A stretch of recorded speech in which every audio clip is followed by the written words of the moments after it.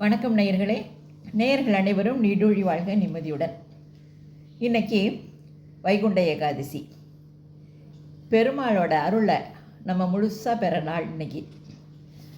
இதில் இன்றைக்கி இந்த சொர்க்க வாசல்ங்கிற நிகழ்ச்சி எப்படி தோன்றுச்சு அதை பற்றி பார்க்கலாமா? தேவலோகத்தில் அவங்களுக்கு தேவலோகத்தில் ஒரு நாளுங்கிறது நமக்கு ஒரு வருஷம். அது மாதிரி தை மாதம் முதல் ஆணி வரைக்கும் அவங்களுக்கு பகல் பொழுது, ஆடி மாதம் முதல் மார்கழி வரைக்கும் அவங்களுக்கு இரவு பொழுது.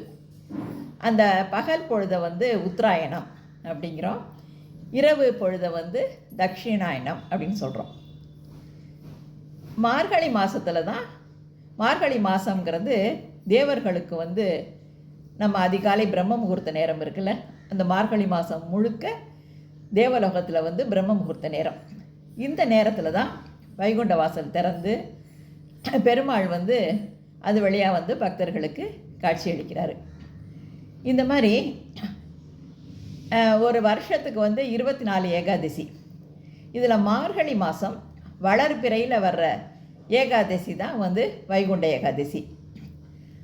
இந்த வைகுண்ட ஏகாதசி விரதம் இது எப்படி ஏற்பட்டதுன்னா, விஷ்ணு பகவான் ஒரு ஆழ்ந்த உறக்கத்தில் இருக்கப்ப அவரோட 2 காதில் இருந்து மது கைடபர் அப்படின்னு 2 அசுரர்கள் புறப்பட்டாங்க. அவங்க தேவர்களுக்கெல்லாம் ரொம்ப தொந்தரவு கொடுத்துட்டு இருந்தாங்க. அவங்களோட இம்சை பொறுக்க முடியாமல் தேவர்கள் விஷ்ணுவோட பாதத்தை அடைஞ்சு சரணாகதி அடைஞ்சு எங்களை எப்படியாவது இந்த அசுரர்கள்ட்டேருந்து காப்பாற்றிருங்க அப்படின்னு சொல்லி வேண்டின உடனே போரில் இந்த அரக்கர்கள் தோற்றாங்க. அந்த அசுரர்கள் 2 பேரும் உங்களோட சக்தியினால தான் நாங்கள் வந்தோம், எனக்கு நீங்கள் தான் சரணாகதி கொடுக்கணும் அப்படின்னு சொல்லி வேண்டின உடனே சரி உங்களுக்கு நான் சரணாகதி அளிக்கிறேன், உனக்கு என்ன வேணும் அப்படின்னு கேட்டார். நான் வைகுண்டத்தில் நான் உங்களோடையே இருக்கணும் அப்படின்னு அவங்க வேண்டிக்கிட்டாங்க.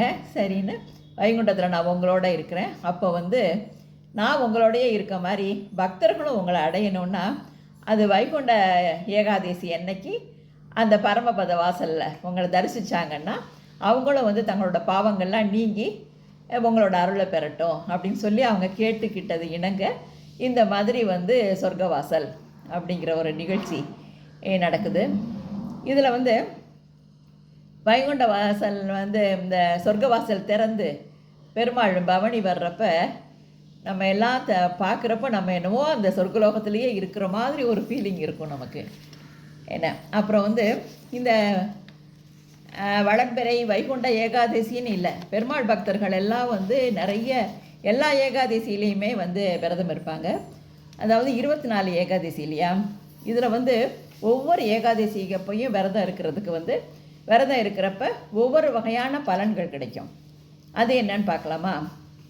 சித்திரை மாதம் வளர்பிறை ஏகாதசி காமாதா ஏகாதசின்னு பேர்.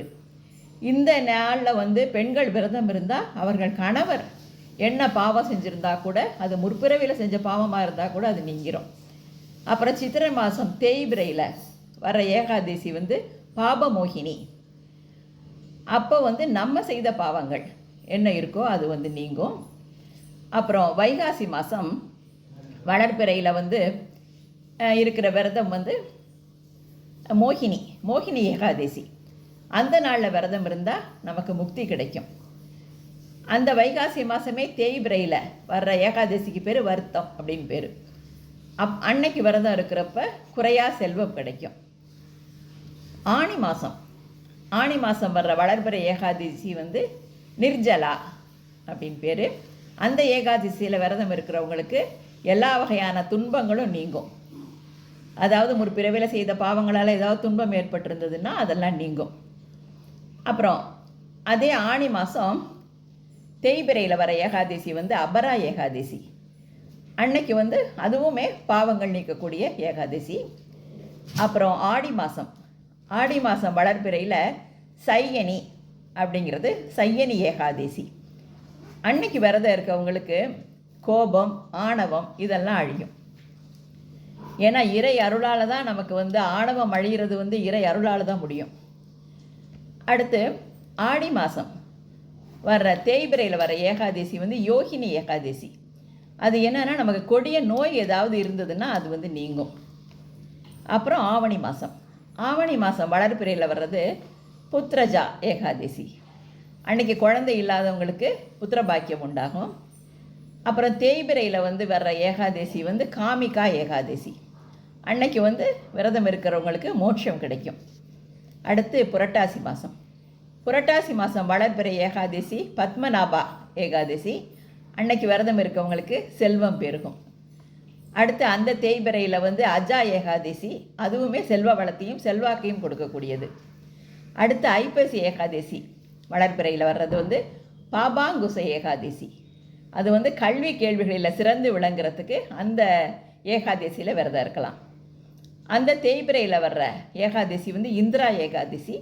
இது வந்து முன்னோர்களுக்கு வந்து நற்கதி அடைகிறதுக்கு அந்த ஏகாதசியில் விரதம் இருக்கணும். அடுத்து கார்த்திகை மாதம் வளர்பிறையில் வர்ற ஏகாதசி வந்து பிரபோதினி. அன்னைக்கு விரதம் இருக்கிறவங்களுக்கு வந்து மேலோக பதவி கிடைக்கும், நற்கதி கிடைக்கும். அந்த தேய்பிரை, அதாவது கார்த்திகை தேய்பிரையில் வந்து ரமா ஏகாதசி. அது வந்து இன்ப வாழ்வு நமக்கு கிடைக்கும். மார்கழி மாதம் வர வளர்பிறை ஏகாதசி வைகுண்ட ஏகாதசி. அருள் கிடைக்கும், மோட்சம் கிடைக்கும். அப்போ வர்ற தேய்பிரையில் வர்ற ஏகாதசி வந்து உத்பத்வி ஏகாதசி. அன்னைக்கு வந்து அதுலேயுமே நமக்கு மோட்சம் பெறத்துக்கு அந்த மார்கழி மாதம் ஏகாதசியில் விரதம் இருக்கலாம். அடுத்து தை மாதம் புத்திரதா ஏகாதசி. இதுவும் குழந்தை பாக்கியத்துக்காக இருக்கிற விரதம். அடுத்து தேய்பிரையில் வந்து பைலா ஏகாதசி. இது வந்து பாவங்கள் நீங்கும். மாசி மாத ஏகாதசி வந்து வளர்பிறை ஏகாதசி வந்து ஜெயா ஏகாதசி, காரிய வெற்றிக்கு. அடுத்து தேய்பிரையில் வந்து சப்திலா ஏகாதசி, இது வறுமை நீங்கிறதுக்கு. அப்புறம் பங்குனி மாதம் வந்து அமலாக்கி ஏகாதசி. அன்னைக்கு விரதம் இருக்கிறவங்க வந்து 1000 பசுக்களை தானம் செய்த பலன் கிடைக்கும் அவங்களுக்கு. அடுத்து அந்த பங்குனி தேய்பிரை ஏகாதசி வந்து விஜயா ஏகாதசி. இதில் வந்து நம்ம எந்த ஒரு காரியத்தில் ஈடுபட்டாலும் நமக்கு வெற்றி கிடைக்கும். இது மாதிரி வைகுண்ட ஏகாதசி மட்டும் இல்லாமல் எல்லா ஏகாதசிகள்லேயும் நம்ம விரதம் இருந்தால் நமக்கு என்னென்ன கிடைக்க வேணுமோ அந்த ஏகாதசியிலிருந்து விரதம் இருந்து நற்பலன்களை பெறலாம். சர்வம் கிருஷ்ணார்ப்பணம்.